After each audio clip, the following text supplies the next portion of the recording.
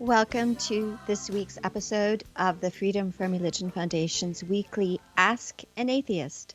I'm Annie Laurie Gaylor, co-president of the Freedom from Religion Foundation. And I am Andrew Seidel, FFRF's Director of Strategic Response. As always, if you have questions today, leave them in the comments right here on Facebook, or you can email them to askanatheist@ffrf.org. That's askanatheist@ffrf.org. Today, we are going to be art critics.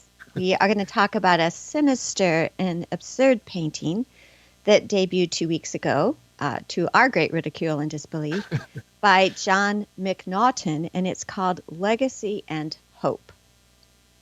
And we've known at FFRF for quite a while that symbols are powerful. This is why theocrats and Christian nationalists want God in the Pledge of Allegiance.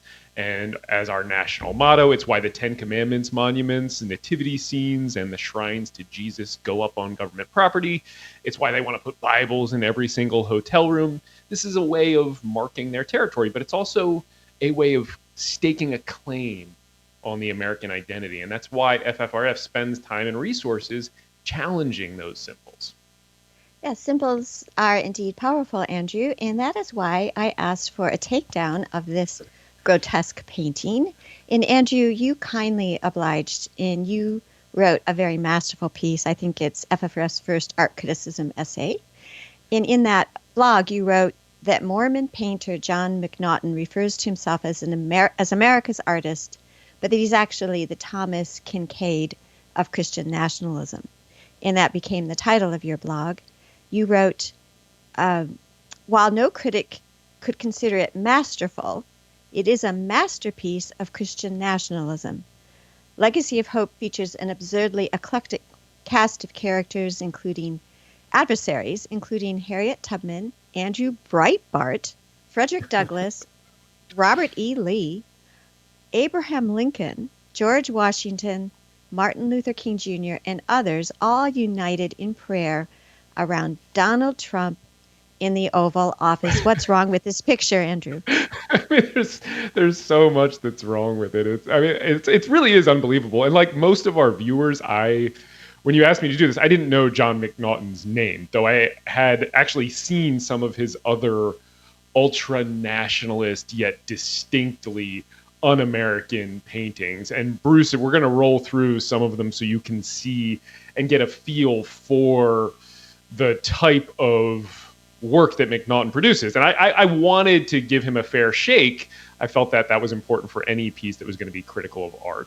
And to do that, I really had to immerse myself in his work. And it was truly awful. It was like living in this quagmire of fetid syrup, sickly, cloying, saccharine, and sycophantic all at the same time. It was really, it was one of the hardest things I've had to do at FFRF. So you can see some of the work that Andrew had to suffer through, including two really ridiculous paintings. One is entitled Separation of Church and State. And one is One Nation Under God. So McNaughton is clearly a Christian nationalist, hence the title that you chose for this essay. Yeah, that's correct. I mean, I think it's really easy to mock McNaughton for this uncoordinated and rambling compositions, especially the one that we're going to talk about today. You know, it looks like something that was disgorged from the viscera of Ann Coulter or Robert Jefferson, and we're probably going to mock it more on this show. But the message is actually very clear to his audience. McNaughton's acolytes are not going to look or see, they're going to simply feel. They'll ignore the absurdities and the mashed and macerated history, and they're going to focus on the feeling in their gut. So for them, every brushstroke is a confirmation that Christianity is the beating heart of the American identity. So this is propaganda, nothing more. McNaughton is telling every Christian nationalist that they are the true heirs of the American experiment. So the painting doesn't portray the American spirit or our founding ethos or our aspirations. It captures an existential threat to our republic. We are in a fight for America, for the American identity, and for what it means to be an American. And I think most people don't even realize it, but FFRF is really on the front lines fighting this menace. Yes, and that's why we're spending time on this issue, and it is part of our larger fight. And I would have to say also, Andrew, that this is very typical of Mormon quote-unquote artwork, which when you look at the European masters who so often did biblical images or allegories. There was a lot of great art. But when you look at Mormon art, it is really poor. It is all propagandistic. So let's talk about the legacy of hope. And McNaughton doesn't just paint. He publishes these little stories along with his paintings and explanations and videos that accompany some of his more controversial works. And Legacy of Hope, he claims, was inspired by this White House photograph of an event that took place in February. So there it is, yeah. And that was one of many prayerful meetings that Trump had. Do you remember what was going on here, Andrew?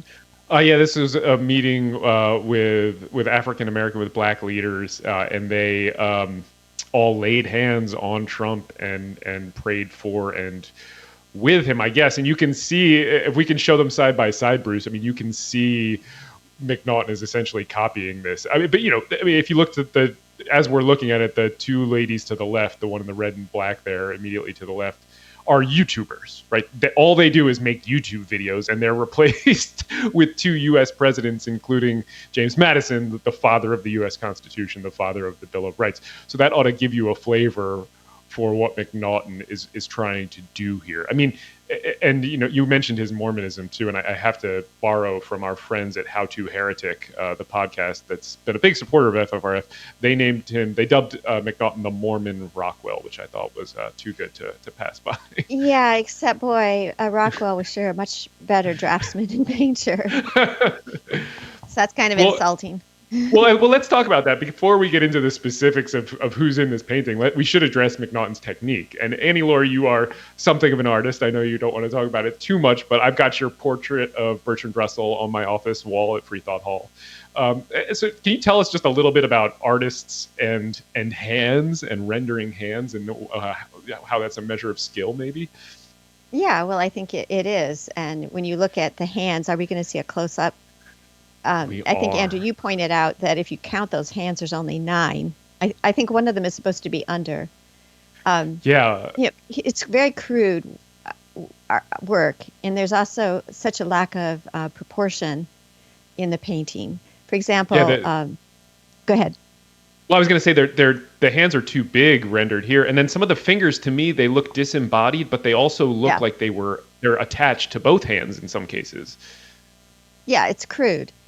And another thing, I don't know if we can see the whole, you wanted to show close-up of the hands in the Bible and the Constitution next, so you can see trying to tie the two things together. Go ahead. No, please. No, I want you to talk about that because I was going to go on to something different that's wrong. Well, I wanted to say that to me, this was a perfect example, and really, it really does a good job of exemplifying why this is Christian nationalist. Even if you didn't look at all the figures and couldn't understand what McNaughton was getting at because he's not that great at rendering likenesses, putting the Bible right next to the Constitution on the Resolute desk in the Oval Office, I mean, that is about as explicitly Christian nationalist as you could get in a painting, I think. So he's not being subtle here. No, there's nothing subtle. Before, I know we're going to talk about one of the things that I tasked you with, and it was wonderful that you jumped to this right away and came up with what I think is an incredibly funny blog. If you haven't read it, you need to go and read Andrew's blog. But it was hard to figure out who people were, and you did a really good job at that. But before we talk about who the individuals are, can we see the painting again, Bruce? And I was going to show you something else that's really wrong with the perspective. Like in the back, one of those, the guy who's second in the back is Thomas Jefferson, who was over 6'2". And then you see how he's being dwarfed by Reagan, who I believe was 6'1". His artistic rendering, everything about it is just so contrived and poorly wrought. But I think we should go on and sort of talk about who each of these individuals are. And you did this great research and supposition, Andrew. So should we go from the left? Yeah, I think let's go from the left to right. So we start with, believe it or not, Andrew Breitbart. That's Andrew Breitbart on the far left. You probably recognize that name. Not a historical figure, but a favorite of Jon McNaughton's. He has that notorious website that is really a hotbed. Excuse me, of I don't Christian know if it's just me, nationalism but and I'm one not of its hearing most devout anything. enablers. And I think this is probably a pretty good indicator of where McNaughton gets his worldview.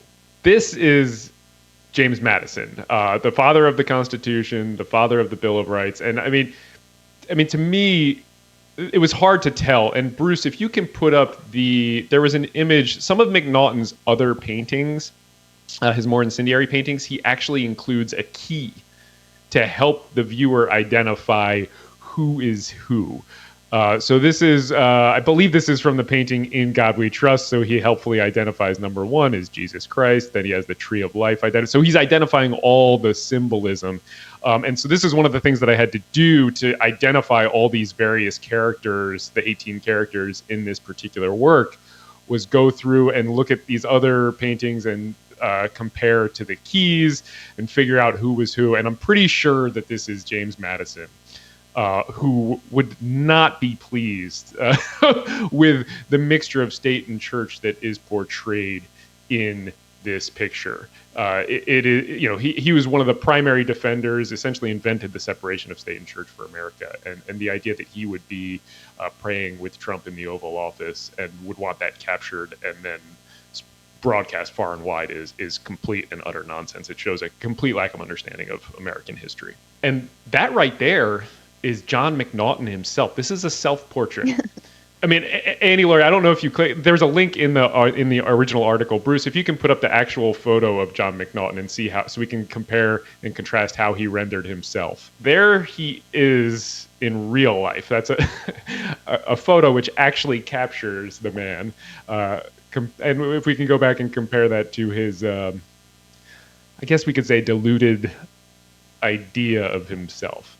The delusion extends fairly deep and fairly wide for this artist. Well, yeah, I don't know if you can hear me, but he's sticking himself in with the founding fathers, like he's equivalent. This one is Thomas Jefferson. And again, you already mentioned the height disparity, which is really interesting. I mean, Jefferson, and I think a lot of people probably don't know, there's always this the myth of Washington being super tall. And he was. I mean, he was, I believe he's the fifth tallest president after Lincoln and LBJ, and now Trump and then Jefferson. And there's a bunch of other presidents who were also as tall as Washington. But, Washington was not a prayerful man, certainly never prayed in public,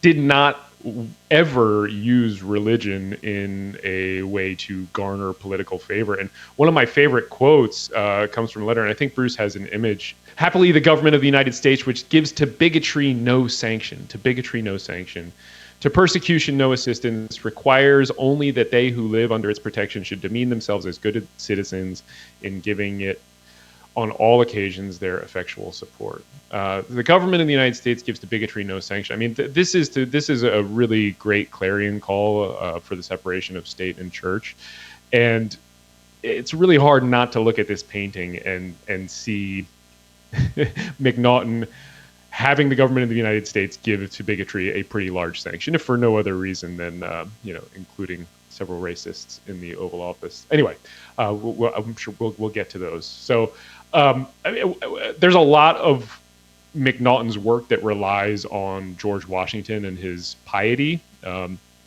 But Washington was not publicly pious, and on his website, I found this. That McNaughton actually trots out the trope that Washington added the words "So help me God" when he said the first presidential oath, which is not true.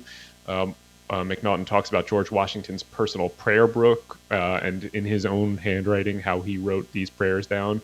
We know for a fact that prayer book is a forgery. The Smithsonian has unequivocally identified it as such. So, this is just not a man who is concerned either with artistic technique or historical accuracy.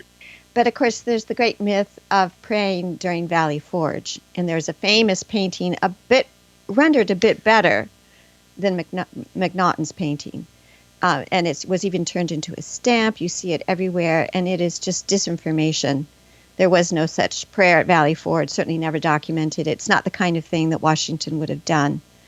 And so there's so much propaganda out there that predates the current rise of Christian nationalism. This has been something that really is a myth that has hounded those of us who work for separation of church and state for several decades, if not half a century. So too bad to see all of that disinformation, because images are so powerful and people see them and think they're true. Yeah, I mean, that the Washington praying, and especially the praying in the snow at Valley Forge myth, is one of the ones that I hate the most. I mean, because we know where it was invented. It was invented by Parson, religious leader named Mason Locke Weems, who put it in a volume, The Life of Washington. It wasn't until I believe it was the 18th edition, at least, that he added that story, and we know he invented it. There's no historical evidence to suggest it ever happened at all, and it completely goes against Washington's character. We know who invented it and when it was invented, and still it's this widely promoted Christian nationalist myth. So it is frustrating. But let's move on to our next figure. After George Washington, it's JFK. Again, a man who, well, Annie Laurie, I know this is one of your favorite quotes. Why don't you talk about JFK's views on separation of state and church? Yeah, well, he, of course, famously was the first major Catholic candidate who had a chance, and in 1960 was summoned basically by the Protestant ministers in Houston about his views. They were concerned, would he make his own decisions or would he be directed by the Vatican?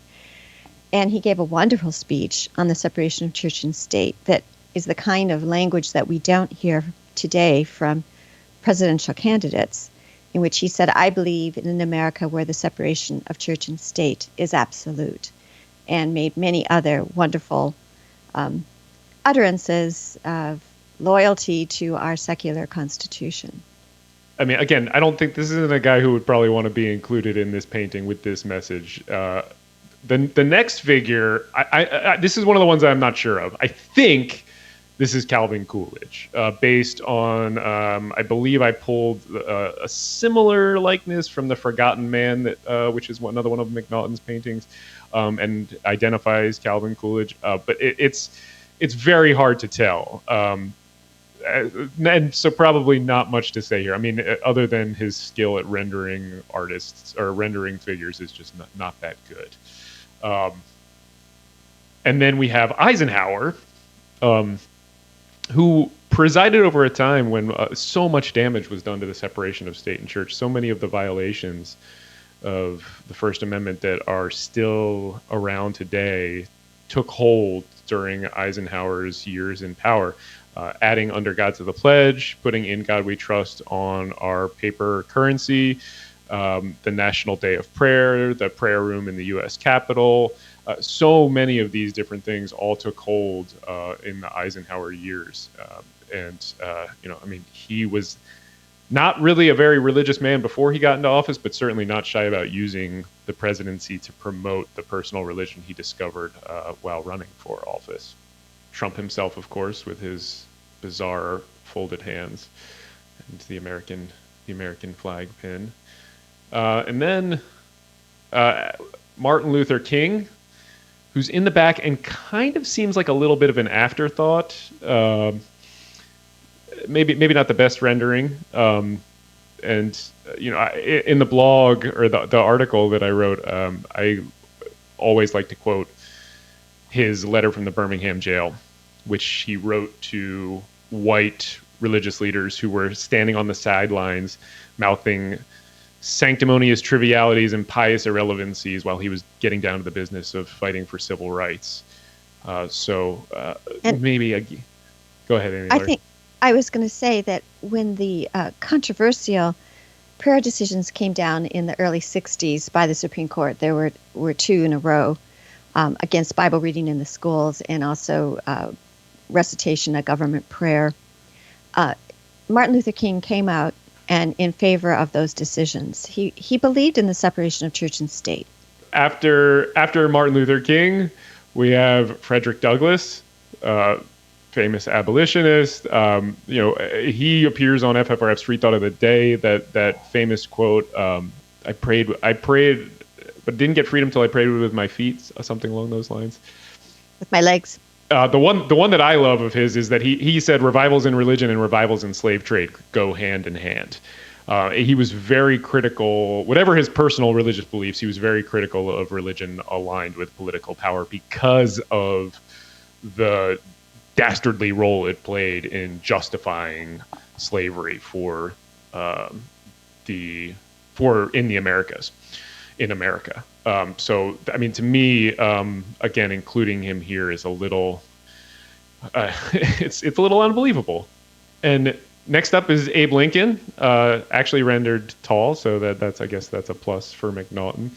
I mean, Abraham Lincoln was a big fan of using religious language, but there's a lot of debate about his personal religious beliefs, and whatever they were, he did and was a fan of and defended the separation of state and church, and we included some of that in the article as well. So not sure he would be a huge fan of being portrayed this way either. And then, alarmingly, right behind Lincoln, just to the side, is Robert E. Lee, the man who led the militant armed rebellion against the United States in the name of slavery. And he's standing behind Lincoln, and the last Confederate to stand behind Lincoln in that position assassinated Lincoln. So this is a little bit of an ominous choice. I don't think McNaughton is that subtle or would understand that kind of symbolism. So I doubt that was intentional, but still there. And okay, I could not identify this person. So this is, I don't know who this is. This is an unidentified woman, judging by the clothes, circa probably the 19th century. There are not many female characters in the Bible, and same goes for McNaughton's artwork. There are a few. Dolly Madison has showed up. Abigail Adams has showed up, but I think the fashion is wrong for those two. Clara Barton and Susan B. Anthony are two of his previous subjects, but neither was really a Christian believer, and they could be this figure. But again, it seems that the rendering seems wrong. For instance, Anthony was always portrayed, or she was always photographed with glasses and almost never with a hat. So I don't think this was her, even though a lot of people online have said it was. Annie Laurie, you had some thoughts on who you thought this might be. Yeah, I thought it might be Willard, the woman who was in charge of the Women's Temperance Union, who was a religious fanatic. So it could be she. She did wear glasses sometimes, but not always pictured with them. So certainly a possibility. I don't know. There's been debate on this guy. I'm pretty sure that's Billy Graham. I don't really have much doubt about that. Last time Billy Graham was recorded being in the Oval Office, he was on tape with Nixon, slinging his anti-Semitic tropes. So this is a little bit better of a rendering for him, and probably true to McNaughton's oeuvre. Some people said John Wayne, but I'm pretty sure that's Billy Graham. And then Harriet Tubman, who is just an amazing person, and really great historical figure worthy of our remembrance, and artistic renderings, but by artists far better than McNaughton. And you have to remember, too, Trump and his team refused to put her on the $20 bill. So the idea that she'd be in the Oval Office with Trump, or that Trump would want her in the Oval Office praying with him, I mean, this is complete and utter nonsense. And there's, for instance, the Trump campaign was also, the Ronald Reagan Foundation also told the Trump campaign to stop using Ronald Reagan likenesses in any ads that they were running, and you've got Ronald Reagan here. So I guess McNaughton didn't get that memo either. So it's just, there's no sort of reality in this this painting at all, even if they did want to pull various historical figures. I'm not sure that this is John Quincy Adams. I think it is. Excuse me, John Adams, not John Quincy Adams, not his son. Yeah. I think it's John Adams, but I'm only basing this really on the bald pate and then the hair at the sides. That's there are other, McNaughton does render Adams other times in his paintings. I don't think It's very similar, but it's the best I could come up with. I thought it was George Whitefield, the preacher, for a while, but the hair is not quite right for that, and that's the one thing that McNaughton seems to be able to get right with these figures.